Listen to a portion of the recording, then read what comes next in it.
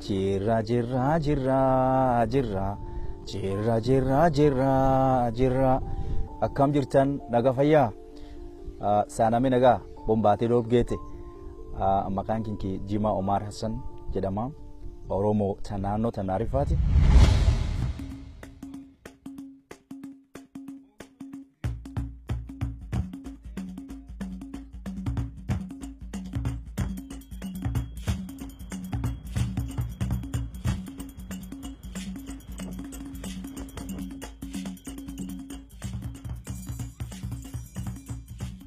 Ak jaarole ra dhage nuti Oromoo keessa baane Itoophiyaa meeqa dadi meeqa taarra bana jaarole ra dhage Oromoo jechuun Oromoo ka arjiruuf ka Itoophiyaa inni watan dhufeen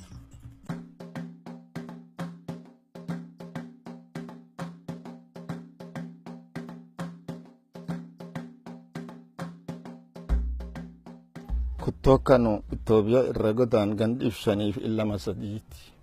Tula sallaan irra kaatee mooyyal dhuftee mooyyal gam kan dabarte nam jiifa tokko kahayyuu nam kan keskaayanii nam kun maqaan isaa kotte goole waataa jedhani obbolee keen sun dhaqqabaa jeebisaa guyyaa tolba waliin ta'anii jeebiyaa jeebinu wanni isin jette maasaarraa ormineenuu ormaa maqaa kan akkam uf baafte. Maqaan kee oon? Aliyaa. Aliyaan ta oonno? Ta wayaama. Wayaama oonno? Wayaam nuunno. Nuunno oonno? Nuunno garseen. Garseen ka oonno? Anda shambule shambugela gela gela.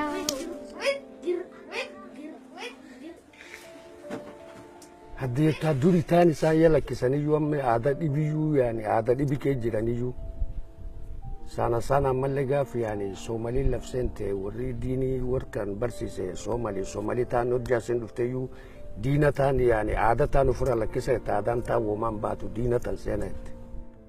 Siyaasaan dubbata intaresi seere namaat fedhan interes suniin wayi dargachuu barbaada kanaaf nama kan gargar baasa. Story ormaaf wardee duraan hin jiru warra tana riiva ka ormaan ofiimu yookaan wardee ofiimu isa obbolee isa waliin dhalatte isa gos tokko waan shakkaa qabdu. Olosoo jeemaa koo ormalleeyaa saffeeshaati lalloodiyaa keendaa maqaan buugu jira jitiriin kalkaan hap hap hap. Doo jarabuu irjirraayi nama ittimuu irjirraayi gorsii afaan safaraa kennaaniti. Afaan wajjin nu barsiifne malee afaan keenya hakika afaan Oromooti.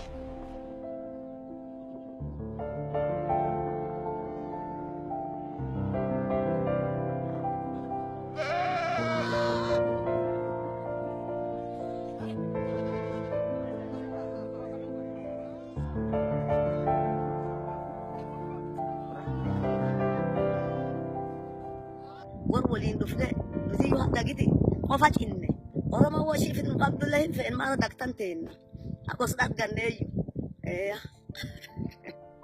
wanno fe'en abba gadaa Oromoo waan erga fe'en kabooraan erga fe'enaa sila wad dhufne aadaa wad malfennaa tokkuma fe'en tokkuman jabeenna nuti wal qabanne akkan tokko isaan fe'en duraana gargar banne amtaa wal baranne dhaaba durii jaarrolee hin tageettemu taasan wal barattanii wal daramtanii antaniin fe'en nuti akkam wal baranne wal qaban fe'en.